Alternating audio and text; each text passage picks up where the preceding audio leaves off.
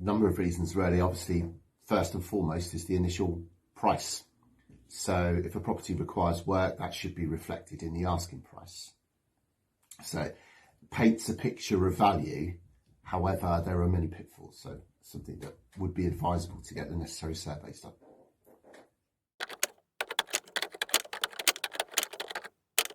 Absolutely. If they have the whys and the wherefores to be able to do the work, and also where first-time buyers are concerned, it's more of a long term rather than the short term.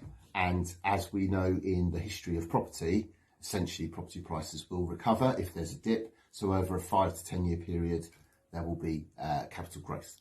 So very good idea for first-time buyers. There's what is called the 70% rule. So the 70% rule is the cost of the purchase of the property to then allow for the spend on the property. So it's subjective. If the house needs complete rewire, new central heating systems, renovation, or even structural work, then it may not be the best option. But it depends again on what the client asks for the property. So if they're asking market value, then it isn't a good idea. If they're asking below market value to allow for the works, then of course it is.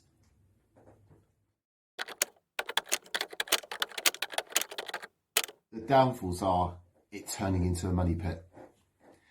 Essentially, in my experience, I've seen people renovate a property, they've scratched the surface, and then underneath the surface there are issues with the property, including structural defects, whether the property has any covenants on it. So my advice is, if you're looking for a fixer-uppers, have a proper survey.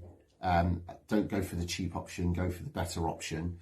And also check the title deeds, check the legals very, very closely. Get a good conveyancing solicitor to check the legals to see if there are any issues with, we could have drains underneath the property. If you're looking to extend, you could have a manhole cover there that doesn't allow you to extend. There's all sorts of pitfalls.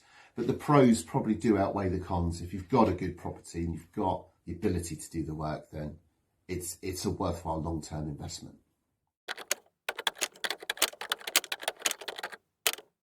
That's solely down to market trends. Yeah. For argument's sake, there are people or experts, so-called experts, that are stating that because interest rates are increasing, prices will steady and drop eventually. So there is a rule of thumb as to when to buy, but there's a lot of luck involved in that, because as experts have predicted, we don't really know what's going to happen. This is really uncharted times where we don't know where the market is going. Where I believe on a crest of a wave, I think prices are due to come down, because at the moment the increases are unsustainable. However, we have a shortage of property. So at the moment, if I were a buyer looking to invest in a fixer-upper, I would buy as soon as I possibly can, and maybe get it sort of flipped as soon as possible. Don't hold back, because I think in a year or two's time, prices could come down by, I'd say, between 3 and 5% as a minimum. Is location.